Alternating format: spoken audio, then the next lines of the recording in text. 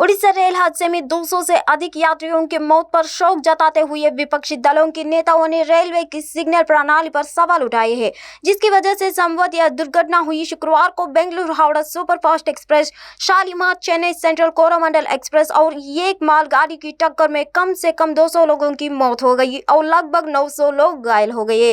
तृणमूल कांग्रेस के प्रवक्ता साकेत गोकल ने ट्वीट किया, उड़ीसा में कोरोमंडल एक्सप्रेस और यशवंतपुर हावड़ा की दुर्घटना की दुखद खबर सुनकर स्तब्ध और व्यथित हूँ। गोखले ने कहा कि दुर्घटना से प्रभावित लोगों और उनके परिवार के प्रति मेरी संवेदनाएं हैं।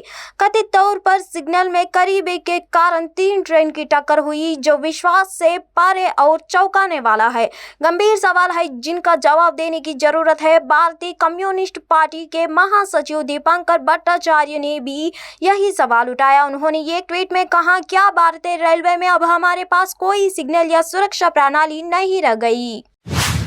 दिल्ली में 2020 में हुए दंगे के मामले में कटकड़डुमा कोर्ट ने पिता और पुत्र को दोषी पाया है। कोर्ट ने पिता को 3 साल और बेटे को 7 साल सश्रम कारावास की सजा सुनाई है। कटकड़डुमा कोर्ट ने मिटन सिंह और उसके बेटा जानी कुमार को सजा सुनाई है। कोर्ट ने आईपीसी की धारा 436 के तहत दोषी जानी कुमार को 7 साल सश्रम कारावास और दोषी मिटन सिंह को 3 साल साधारण कैद की सजा सुनाई। कटकड़डुमा कोर्ट ने सजा सुनाए जाने के दौरान सख्त टिप्पणियां की। कोर्ट ने कहा कि पिता ने बेटे को सही रास्ता दिखाने के बजाय खुद भयावह कृत्य किया। कोर्ट ने टिप्पणी किया कि सांप्रदायिक दंगे लोक अर्थव्यवस्था या का सबसे हिंसक प्रारूप है जो समाज को प्रभावित करता है। मणिपुर के विभिन्न हिस्सों से शुक्रवार को उग्रवादियों और सुरक्षा बलों के बीच मुठभेड़ की घटनाएं सामने आई। यह घटना केंद्रीय गृह मंत्री अमित शाह के जदयू संघर्ष से प्रभावित पूर्वोत्तर राज्य के दौरे के एक दिन बाद हुई है। पुलिस के एक अधिकारी ने बताया कि शुक्रवार सुबह बिष्णुपुर जेल के चंदोल पोखपी, तंजगिंग, कोम्बिकोक और कामसन गांवों में उग्रवादियों ने सुरक्षा बलों के साथ मुठभेड़ की। उग्रवादियों के हमले के बाद स्थानीय लोगों को ताजगंज गाँव छोड़ने के लिए मजबूर होना पड़ा। चुराचंदपुर जिले के बेताल गांव में भी घरों को आग लगा दी गई। हालांकि इन घटनाओं में किसी का हताहत होने की सूचना नहीं है। मणिपुर में कानून और व्यवस्था की स्थिति में सुधार होने पर 5 जिलों से कर्फ्यू खत्म कर दिया गया और अन्य जगहों पर लोगों को कर्फ्यू से ढील दी गई है। लोगों को आवश्यकता वस्तुओं की खरीद और कार्यालय के कार्यों के अलावा किसी अन्य उद्देश्य के लिए इकट्ठा होने की अनुमति नहीं होगी। उड़ीसा के बालासोर में कोरोमंडल एक्सप्रेस के दुर्घटनाग्रस्त होने से अब तक 230 यात्रियों की मौत हो गई है। वहीं 900 से ज्यादा लोग घायल हुए हैं। मौके पर राहत और बचाव का काम अभी भी जारी है। हादसे की सूचना मिलने के बाद राष्ट्रपति द्रौपदी मुर्मू, प्रधानमंत्री नरेंद्र मोदी और गृह मंत्री अमित शाह ने दुख जाहिर किया। रेल हादसे के बाद इस रूट की करीब 100 ट्रेनों के परिचालन पर असर पड़ा है। 48 ट्रेन कैंसिल की गई, जबकि 39 रेलगाड़ियों की रूट बदले गए हैं। उड़ीसा में हुई ट्रेन दुर्घटना के मद्देनजर मडगांव स्टेशन पर गोवा मुंबई वंदे भारत एक्सप्रेस को हरी झंडी दिखाने का समारोह रद्द कर दिया गया है।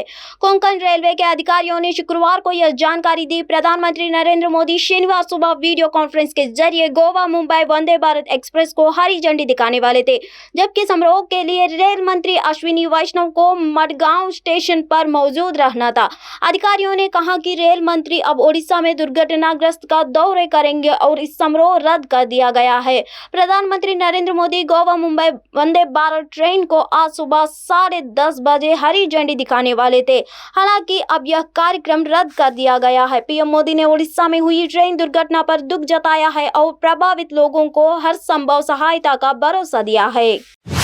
दिल्ली के पूर्व डिप्टी सीएम और आप नेता मनीष सिसोदिया अपनी पत्नी से मिलने दिल्ली स्थित उनके आवास पर पहुंचे। दिल्ली हाईकोर्ट ने कल उन्हें अपनी बीमार पत्नी से सुबह 10 बजे से आज शाम 5 बजे तक मिलने की अनुमति दी थी। बीजेपी प्रदेश अध्यक्ष साम्राट चौधरी शुक्रवार को जमिया पहुंचे। इस दौरान उन्होंने कहा कि प्रधानमंत्री नरेंद्र मोदी के नेतृत्व में आज देश हर क्षेत्र में उन्नति कर रहा है। देश ही नहीं, दुनिया में भी आज प्रधानमंत्री मोदी के कुशल नेतृत्व का डंका बज रहा है। उन्होंने कहा कि बीजेपी के 9 साल के कार्यकाल में ऐतिहासिक काम हुए हैं। बीजेपी सबका साथ और सबका विकास में विश्वास रखती है। बीजेपी कार्यकर्ता केंद्र सरकार की उपलब्धियों को आम जनता जनता तक पहुंचाए और उनका दिल जीते।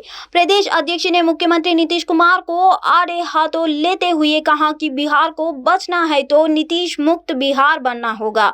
सीएम नीतीश कुमार पर सम्राट चौधरी ने निशाना साधा। उन्होंने कहा कि उनका मेमोरी लॉस है। नीतीश की पार्टी का 2024 से और 2025 में खाता नहीं खुलने वाला है। उन्हें खुद याद नहीं है कि ये मुख्यमंत्री है कि प्रधानमंत्री है या गृहमंत्री है। मुख्यमंत्री मेमोरी लॉस सीएम हो चुके। राज्य में कानून व्यवस्था पूरी तरह से फेल हो चुकी है। अपराधी दिन दिहाड़े अपराधी वारदातों को आनंद देकर भाग जा रहा है। समाजवादी पार्टी के एमएलसी स्वामी प्रसाद मौर्य ने बीजेपी के सांसदों के रिपोर्ट कार्ड तैयार करने पर प्रतिक्रिया दी है। उन्होंने कहा, बीजेपी के नेताओं ने बहुत ही हवाई वादे किए थे। 9 साल की बीजेपी की सरकार में कोई भी वादा इनका पूरा नहीं हुआ। जनता के बीच में अगर हम जाएंगे तो इनके काले चिट्टे को खोलेंगे कि यह झूठे वादे वालों की पार्टी वादे किया लेकिन काम नहीं किया। स्वाभाविक रूप से जो आज बीजेपी की असफलताएं, महंगाई और बेरोजगारी है, इन सभी चीजों को लेकर हम जब जनता के बीच आएंगे तो एक एक कर इनकी पोल खुलेंगे। सपा के लोगों की रिपोर्ट कार्ड तैयार कराने के बयान पर स्वामी प्रसाद मौर्य ने कहा, बीजेपी को तो अपनी चिंता करनी चाहिए। रही बात जो सत्ता में रहता है तो लेका जो का उसका लिया जाता है। आज बीजेपी की डबल इंजन की सरकार है। केंद्र और प्रदेश दोनों जगह बीजेपी की सरकार है तो लेका जो का जनता बीजेपी की लेगी, सत्ता पक्ष का लेगी। हम तो विपक्षी में है, हम तो पहले से खुली किताब है, इसलिए हम क्या है, हमारी रिपोर्ट जनता के पास है। बीजेपी ने किस तरह से जनता की आंखें में धूल झुके हैं और झूठे वादे कर वोटा लिया है, विश्वासघात किया तो स्वाभाविक रूप से उनके लेके जोगे को जनता के सामने रखेंगे। उड़ीसा के बालासोर में कल शाम 3 ट्रेनों की भीषण टक्कर में 233 लोगों की मौत हो गई और 900 से अधिक घायल हो गए। अभी मरने वालों की संख्या बढ़ने की आशंका है। यह घटना तब हुई जब तक यात्री ट्रेन कोरोमंडल शालीमार एक्सप्रेस पटरी से उतरी गई और एक मालगाड़ी से टकरा गई और एक अन्य ट्रेन यशवंतपुर हावड़ा सुपरफास्ट पटरी से उतरे डिब्बों से टकरा गई। हादसे में मृतकों की संख्या बढ़ने की संभावना है और माना जाता है कि कई लोग मलबे में फंस गए हैं। भारतीय रेलवे के कार्यकारी निदेशक अमिताभ शर्मा ने एएफपी को बताया, दुर्घटना में 2 यात्री ट्रेन को सक्रिय भागीदारी थी, जबकि तीसरी ट्रेन एक मालगाड़ी थी जो साइट पर खड़ी थी भी दुर्घटना में शामिल है। देश की सबसे घातक ट्रेन दुर्घटनाओं में से एक शाम 7 बजे के आसपास हुई जब कई ट्रेन यात्री सो रहे थे। चेन्नई जा रही कोरोमंडल शालीमार एक्सप्रेस कथित तौर पर पटरी से उतरा गई और एक मालगाड़ी से टकरा हुई, जिसके बाद कई डिब्बे पलट गए। इसके बाद यशवंतपुर हावड़ा सुपरफास्ट पटरी से उतरे डिब्बों से टकरा गई।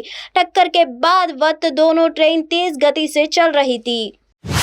भारतीय जनता पार्टी ने पूर्ववर्ती संयुक्त प्रगतिशील गठबंधन सरकार के 2004 से 2014 के कार्यकाल को एक ऐसा दशक करार दिया जिसे उसने गांव दिया, क्योंकि इस दौरान भारत दुनिया की 10वीं सबसे बड़ी अर्थव्यवस्था ही रहा।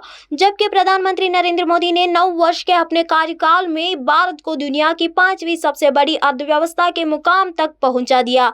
पार्टी मुख्यालय में यहां संवाददाताओं को संबोधित करते हुए केंद्रीय मंत्री अश्विनी वैष्णव ने यह भी कहा कि मोदी ने नेतृत्व वाली सरकार की इस उपलब्धि को अमेरिकी ब्रोकरेज कंपनी मॉर्गन स्टैनली की रिपोर्ट में भी स्वीकार किया गया है। उन्होंने भारत के लिए 2004 से 2014 तक दशक ऐसा समय रहा जिसे हमने गंवा दिया। इस पूरी अवधि में भारत दुनिया की 10वीं सबसे बड़ी अर्थव्यवस्था ही रहा, लेकिन जब से प्रधानमंत्री के रूप में मोदी ने देश की कमान संभाली, भारत के 10वीं से दुनिया की 5वीं सबसे बड़ी अर्थव्यवस्था बन गया।